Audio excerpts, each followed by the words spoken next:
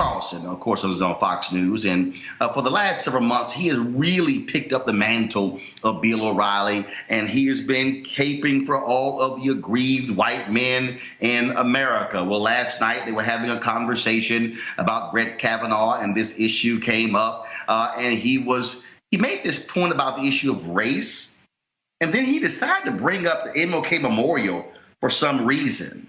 Watch this. Democrats aren't looking for justice here. They want a revolution.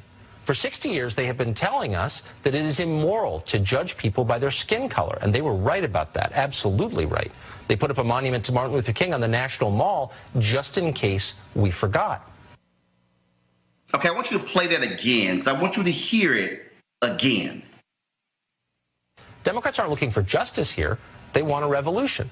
For 60 years, they have been telling us that it is immoral to judge people by their skin color, and they were right about that, absolutely right. They put up a monument to Martin Luther King on the National Mall just in case we forgot. Really? So Democrats, white progressives, put up a memorial to Dr. King to remind folks about this issue. Really, Tucker? Are you that idiotic and clueless? Do you even have anybody over at Fox News who has the ability to actually research before you open your mouth? For somebody who is the son of a journalist, somebody who is supposedly so talented and so smart and this amazing writer, it's just stunning how oftentimes you say stuff without any understanding of basic fundamental research. Let me help you out, Tucker. Do you know who actually started the idea of the MLK Memorial? It wasn't Democrats. It wasn't white folks. It was Alpha Phi Alpha Fraternity Incorporated, the fraternity Dr. King was a member in. In fact, early on, shortly after his death, conversations began about needing some sort of national memorial for Dr. King.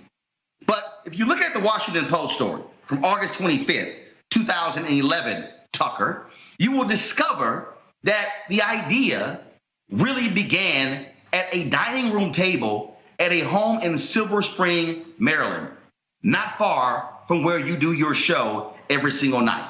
It was a group of alpha men who sat around the table who said, we should honor Dr. King with a memorial on the National Mall. That's where the idea, Tucker, started. And it didn't just start there. Alphas led that whole effort. Even Harry Johnson, who became the chair of the MLK Memorial Foundation, former general president of Alpha Phi Alpha. The $120 million that was raised, that was led by alphas, bringing in others, other fraternities and sororities, other individuals. That's where it came from. And Tucker, you and your whole aggrieved white male attitude, frankly, it's getting really tiring, because the reality is you have nothing to be aggrieved about. The memorial to Dr. King wasn't even just about Dr. King.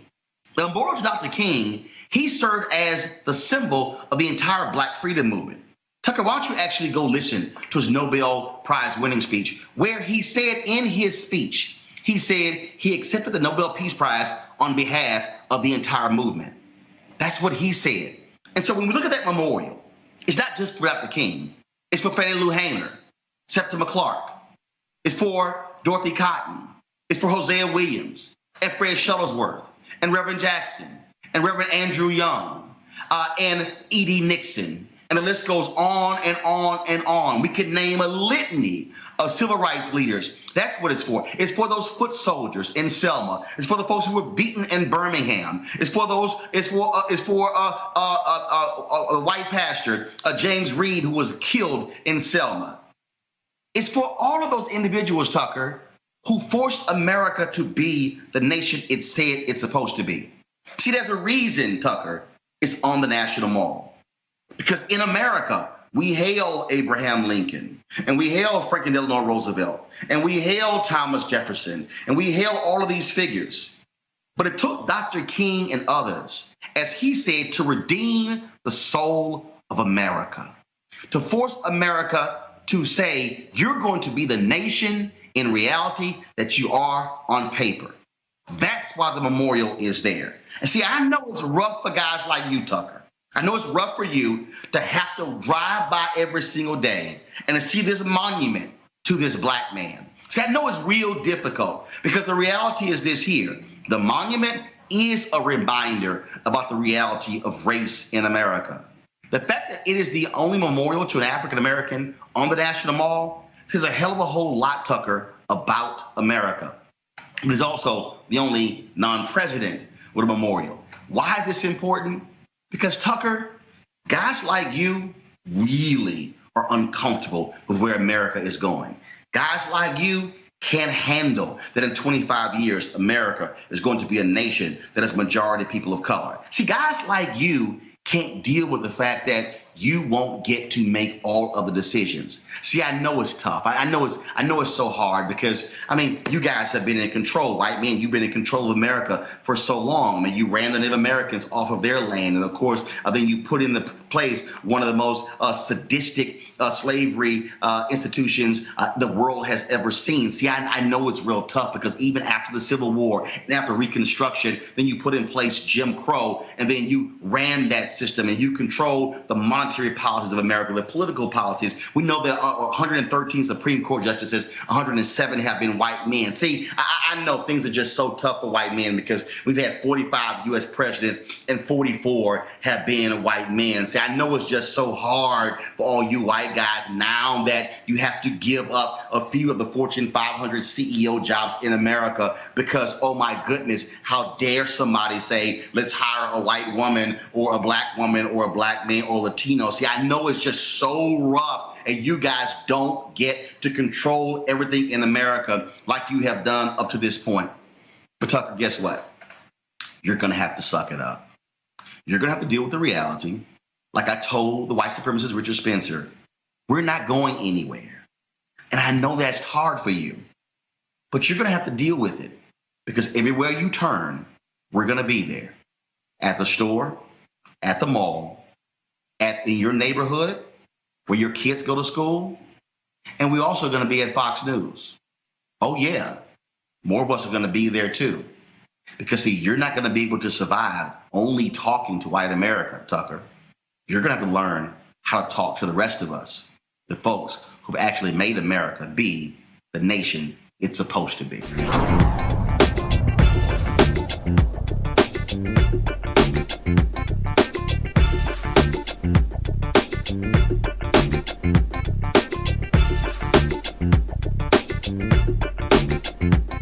You want to check out Roland Martin Unfiltered?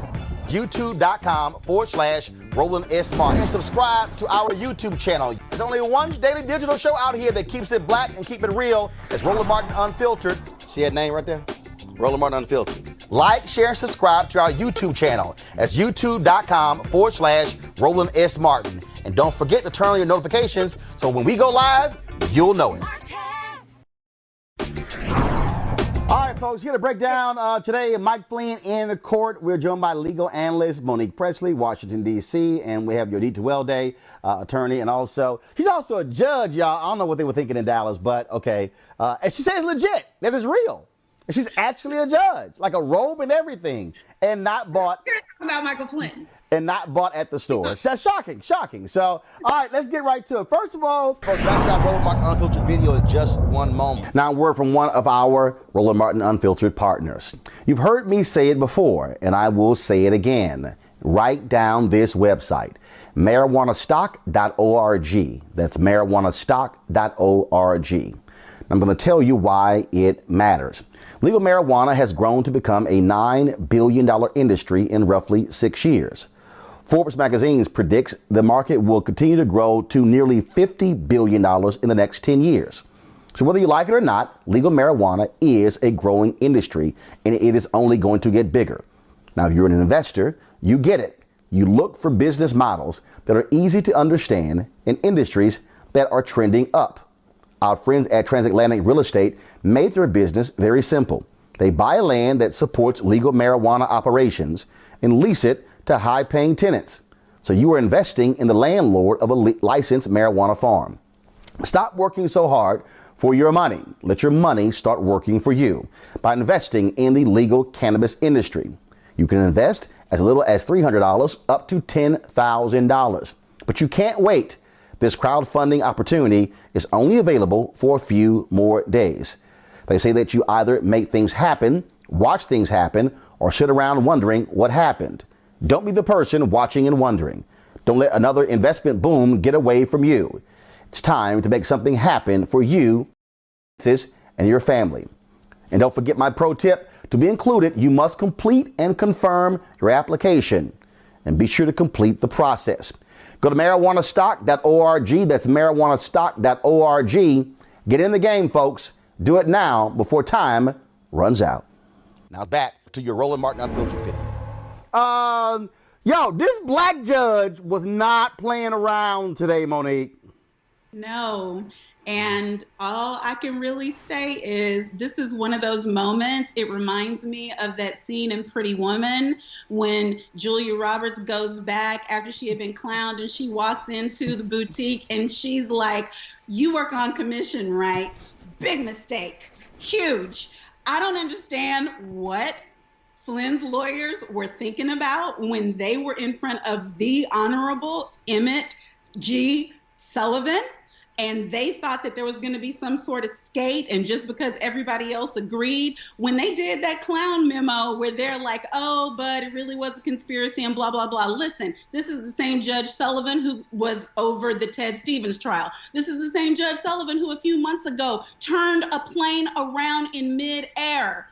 He does not suffer fools. I have appeared in front of Judge Sullivan for 2 years in a hotly contested case. He called 4 members of my office to testify while the case was going on. He doesn't play with the government. He does not play with the Justice Department. He doesn't play with, I'm surprised he didn't try to add the treason count himself. I could see him. I could almost see his hair just kind of standing up on its head. I didn't even have to be in court. I know what happened.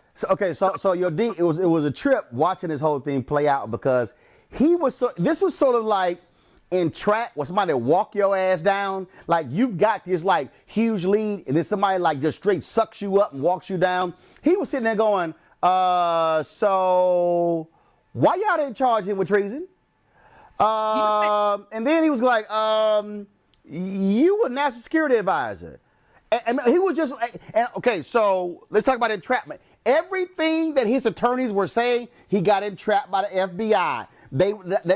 He basically forced him to admit, no, they didn't entrap me. No, I'm not here against my will. He was walking him down step by step, yo, D. Okay, so here's the infuriating part. When you enter into a plea deal, what you're doing is taking accountability. You can't then say it's because of being entrapped, it's because I was intimidated or coerced. When you take a plea deal, a judge is going to ensure that other than the plea bargain, you're pleading guilty because you are in fact guilty. You weren't intimidated, you weren't coerced. Other than what was promised to you in the plea deal, you are pleading today purely because you are saying, I did it. And to say anything else would force a judge to say, well, then you have to withdraw your plea and set it for trial, because what you're saying is, judge, it's because of this, that, and the other. And so you're essentially saying, I'm not guilty.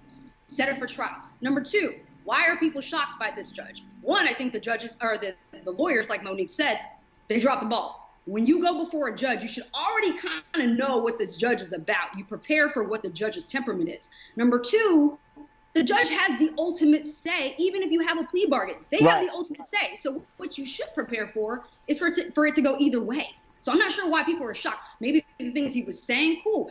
He was saying that Michael Flynn was basically a POS because of what he did. That's fact. I'm not surprised that he said it. It is fact. So for him to admonish him and tell him that he was wrong is quite normal. Now, him adding the whole treason part might have been inflammatory, but I don't see anything shocking by what the judge did. So here, Monet, here's what I love. I can sort of visualize in the courtroom where the judge was sort of leaning. But okay. I'm gonna now visualize Roland's courtroom, and so this is I'm the judge, and you leaning back, you going. So y'all thought y'all were gonna mosey y'all ass up in here, and you thought since the prosecution recommended no jail time for you, that I was going to go ahead and go along with that bullshit. Okay. All right. And so he walked him down, and he basically said to him, Monique, you sure you finished cooperating with the federal authorities? He basically was saying to him, I would advise you to spill everything you really know, because I'm going to send your ass to jail. So unless they come back to me that you spilled a whole lot more, guess what?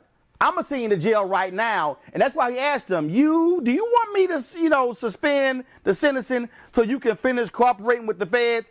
That's just the sense that I got, Monique.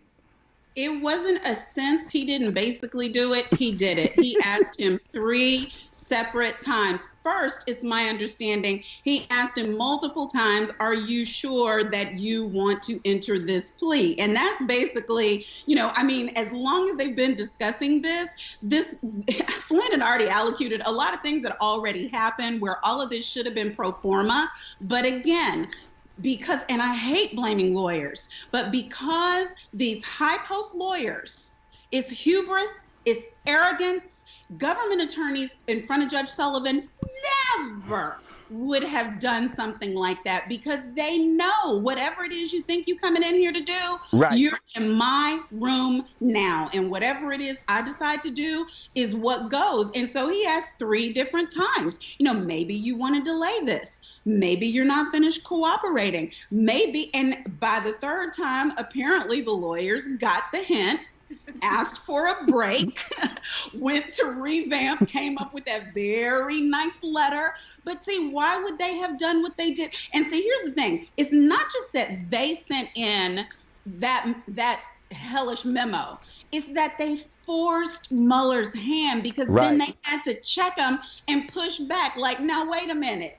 Yeah, he cooperated, but nobody was coerced. He knew he was lying. And again, Sullivan, former prosecutor, former Superior Court DC judge, former Court of Appeals judge, now federal judge, please. He takes this very, very seriously, and they got in front of the wrong black man today. That's all. Your D, final one on this. Again, I think the way the conversation went, his lawyer was like, say, Mike, everything we told you before, don't none of that count. So whatever you holding back, player, I'm going to need you to reveal everything to the feds because this man going to send your ass to prison. You and your 3 stars. He going to send you to jail. I'm just letting you know. It was amazing reading the tweets of the people who were in us, the people who were, of course, in social media, as I was reading the tweets, and it was just like going one by one. And I was going, woo-hoo, dog, you are in some serious trouble. They had to recalibrate quickly. But what happens if he doesn't have anything left, Yodi? Oh, he got something left. What happens if he's empty? Because they've said he fully cooperated. Yodi, go ahead. Add more. He needs to come back into his memory and pull something. I'm not saying make anything up. Right. But his pre-sentencing investigation report has to look different from today's and in March. So I'm still confused as to why his sentencing was scheduled before he fully cooperated. I don't care how many meetings he's had with Mueller. There's still so much to tell. And I do believe that he felt like, I'm going to get my plea today. I'm going to walk out of here and I'm done. And I don't have to really cooperate with the government. Yo, D and Monique, I'm telling y'all, he didn't fully cooperate. to me, that was their way of saying, you know, you got some more stuff to say. Who? The judge? No, No, the government was fully satisfied. They were going in there and saying we're not recommending jail. No. The judge wasn't. Whatever was redacted, whatever he saw, he wasn't fully satisfied. He said you have 3 more months to make some stuff happen, because I'm telling you right now, if you want to be sentenced today, you're going to be clanked. That's my point. That's my point. And my point is, he's going to go back and be like, okay, yeah, you know, there's some stuff in the deep recesses that he really didn't want to reveal. He's going to have to turn over some stuff to satisfy his judge. And I think a lot of people felt like the judge might have done him a favor. I think the judge also did the government a favor too, because he's saying you have more. They need more. So both sides, essentially, he's free to walk home and go home and sleep in his bed tonight. And the prosecution, they're just going to have to wait and see whatever he comes up with. Some people may argue that he may be pressured to make something else up. I don't know. You know, the president's calling Cohen a rat when he's, you know, not said a thing about Flynn. And Flynn is actually admitted to lying under oath to FBI. So I don't know what he would call him, but it's going to be funny to see how Trump is going to characterize him in the next several months if he comes up with more things. And now Trump is going to say, oh, well, he's a rat too. So, you know, he's just trying to get out of, you know, going to prison. But it's just going to be interesting to see what this judge does in March. Well, Monique, I got to say, considering the fact that Trump has appointed basically 90% white male judges to the federal bench, it's just got to be something that this black judge is whooping that behind. Power to the people.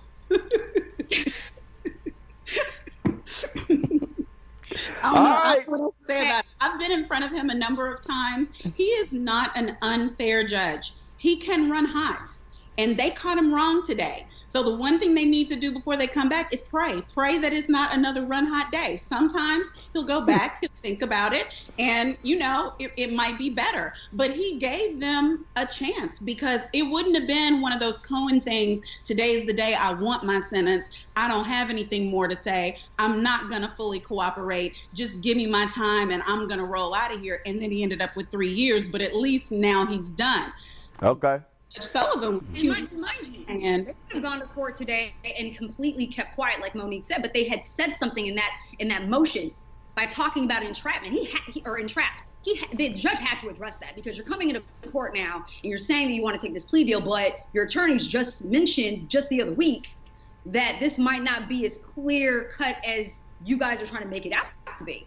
Now you're saying that you were coerced in some way. We've got to establish that. But remember, the FBI, that is law enforcement. And there's nothing, and look, if you're a federal judge, there's nothing to me more offensive to you. And he basically said it. He not basically said it. Here you were, the national security advisor, lying in the White House, working for a foreign government, 3-star general, and you have the audacity, the unmitigated gall to walk into my courtroom and then have your lawyers talk about how, oh, you were entrapped, you didn't know you were lying, you were in the Dominican Republic on vacation, and all that nonsense on Fox News. The judge is like, no. I'm gonna make you stand right here and come out your mouth that everything your lawyer said up until now was a damn lie. And Flynn had to, yep, okay, not entrapment. I knew I was lying. He didn't want him to drop that plea. He said yes, he knew he lied. Yes. Period. So everybody on Fox News, y'all got to come up with some new stuff, because everything y'all been saying for the past week, Flynn just wiped out in court.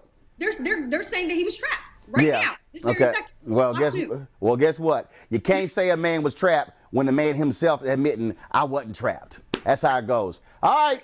Monique Presley, your D12 day, we appreciate it. Ooh, I can't wait to see the next person who go in front of the brother judge. This is really the people's court. As long as it's not me, I wore my government blue just in case he's watching. All right.